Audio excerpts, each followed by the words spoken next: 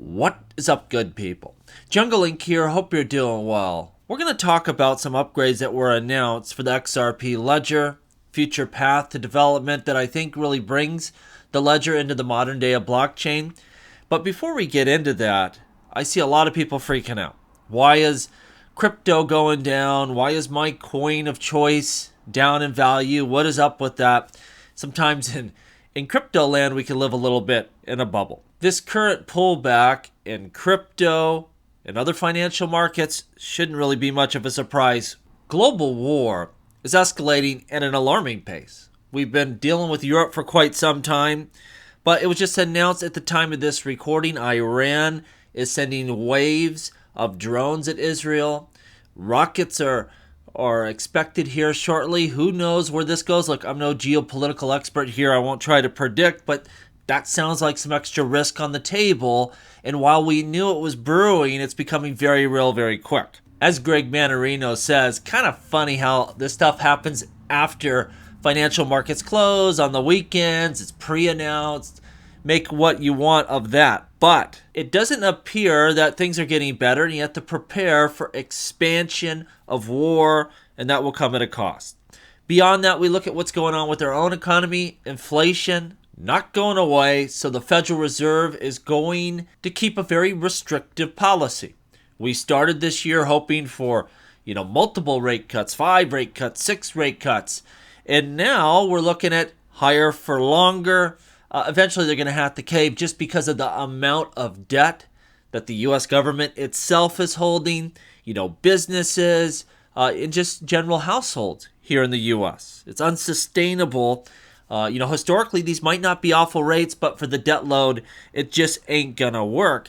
And that's a whole different problem in its own right. The longer we have to stay in this restrictive policy, in my opinion, we are at great risk of issues within banking and commercial real estate specifically. It's not only limited to those two areas.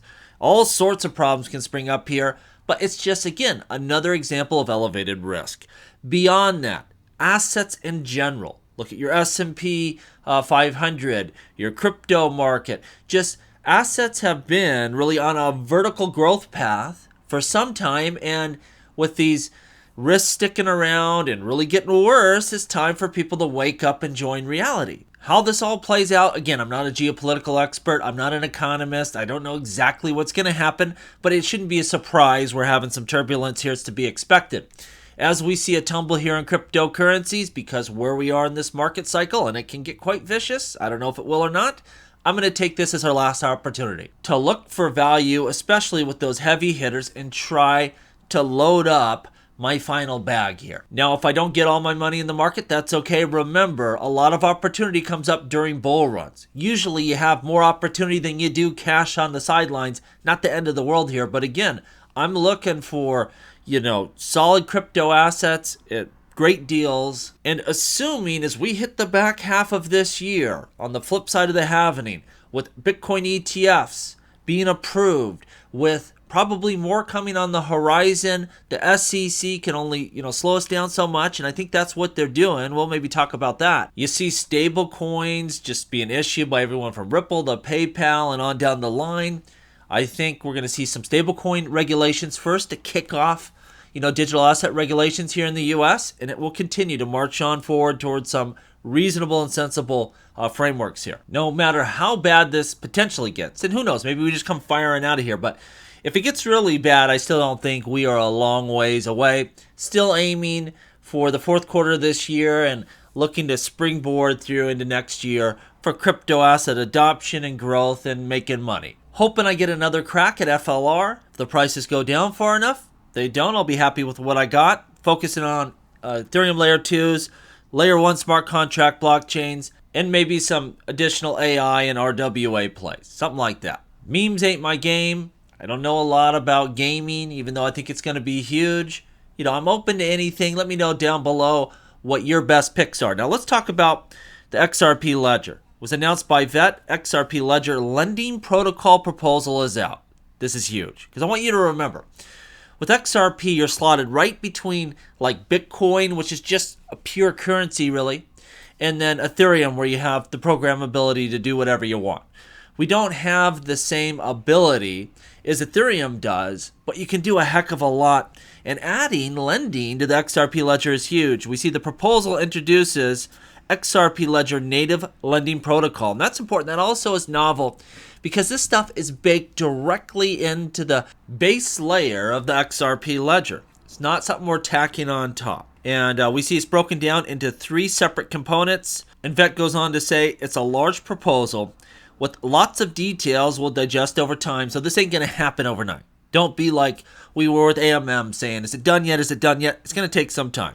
But he says, but it's out there. Lending is coming to the XRP Ledger, further expanding the goal of full DeFi capabilities. This is exciting stuff. And DeFi will provide liquidity, on-chain liquidity, the most important kind, that we can leverage for payments and all sorts of other stuff. I think it'll bring in not only institutions and all the use cases that Ripple is building out, but also retail users. Look, our liquidity is equal to an institution's liquidity. Our magical tokens spend just as good as theirs. The more liquidity, the better.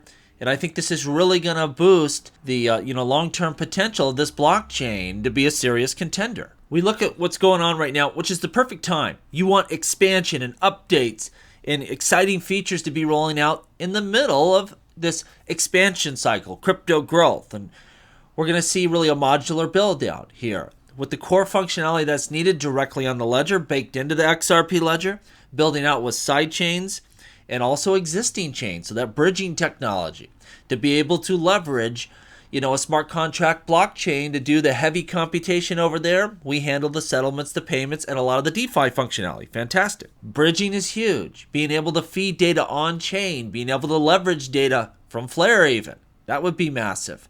AMMs allowing us to build up liquidity. So when someone's trying to launch a project and they're not quite at that stage where, you're going to be on an exchange, they're still able to ramp up and get liquidity in their project and get investors. And I think that's going to be very important. The DEX was the first of its kind. It was huge within blockchain development, but unless you had a buyer and a seller at the same time, it wasn't really workable. And so I think AMMs are going to boost a lot of that on-chain liquidity and developers' ability to launch and build projects. I think this ecosystem is really firing on all cylinders. If you sit back and say, you know what, we want to retain XRP's attributes of being fast and cheap and great for payments, but we need more capabilities to be able to compete within DeFi, they're knocking it out of the park here. AMMs necessary, bridging necessary, feeding data into oracles very necessary. So in the past, when you would look at developments, you go, that's interesting, but it's kind of missing parts and pieces to really be useful.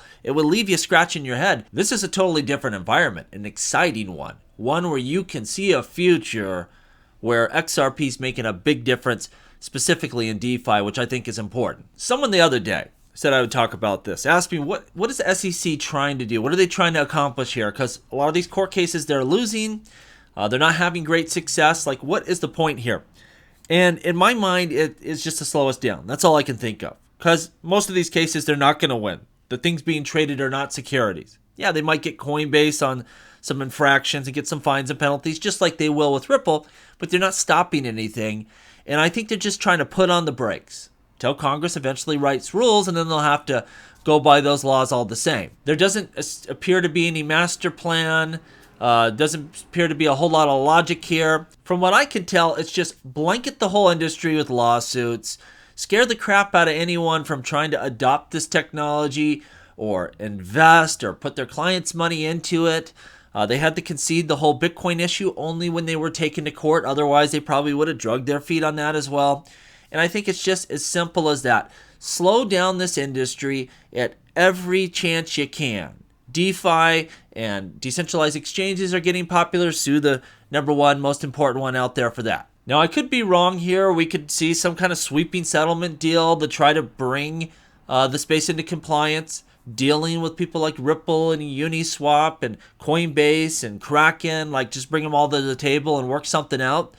And that would make a lot of sense, but I just don't see that happening at this point in time. I think it's just Gary Gensler takes his marching orders from Elizabeth Warren, and she wants crypto to be slowed as much as possible. You can't stop it. It's not going away. Eventually we win. Time's on our side. But, if they can stop progress or at least slow it down, they're going to do everything they can. That's what we're up against. Gary Gensler won't be there forever. Elizabeth Warren, hopefully ain't there for another term, but either way, she's running out of time as well. Time is on our side and we will win. You can't stop progress. Let me know what you think down below. And as always, please like, please subscribe. The revolution will be televised right here on Jungle Link.